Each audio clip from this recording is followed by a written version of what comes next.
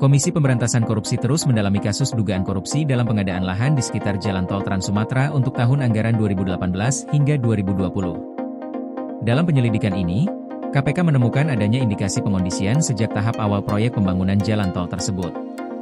Juru bicara KPK, Budi Prasetyo, menyampaikan bahwa pihaknya memperoleh informasi mengenai adanya pembelian lahan yang telah dilakukan jauh sebelum proses resmi pengadaan dimulai. Pembelian itu diduga dilakukan untuk tujuan persiapan penjualan kembali kepada pemerintah atau pihak pelaksana proyek, sehingga menguntungkan pihak-pihak tertentu yang sudah lebih dulu menguasai lahan tersebut. Menurut Budi, praktik pengondisian ini memperlihatkan adanya upaya sistematis untuk mengatur harga lahan dan alur pengadaan agar tidak sesuai dengan prinsip transparansi dan keadilan. Hal inilah yang kemudian menjadi fokus penyidikan KPK.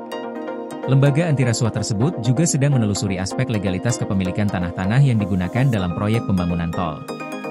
Pemeriksaan dilakukan untuk memastikan apakah dokumen-dokumen kepemilikan dan transaksi lahan telah sesuai prosedur, atau justru dipalsukan untuk kepentingan pribadi. Kasus ini diketahui terkait dengan proyek pengadaan lahan yang dilaksanakan oleh PT Hutama Karya Persero pada tahun anggaran 2018 hingga 2020. Berdasarkan hasil perhitungan, negara diduga mengalami kerugian mencapai lebih dari 205 miliar rupiah akibat praktik korupsi tersebut. Nilai itu berasal dari selisih harga pembelian lahan yang tidak sesuai dengan nilai pasar sebenarnya. Sejauh ini, KPK telah menetapkan 2 orang tersangka dari pihak PT Hutama Karya yang masing-masing berinisial BP dan Misis. Kedua tersangka telah ditahan pada awal Agustus 2025 untuk memperlancar proses penyidikan. Mereka diduga berperan aktif dalam mengatur proses pengadaan dan bekerja sama dengan pihak swasta untuk memperoleh keuntungan pribadi. Selain 2 tersangka tersebut, KPK juga menetapkan 1 tersangka lain, yaitu Iskandar Zulkarnaen, pemilik PT STJ, perusahaan yang terlibat dalam transaksi lahan proyek tersebut. Namun, Iskandar diketahui meninggal dunia, sehingga proses hukum terhadap dirinya resmi dihentikan.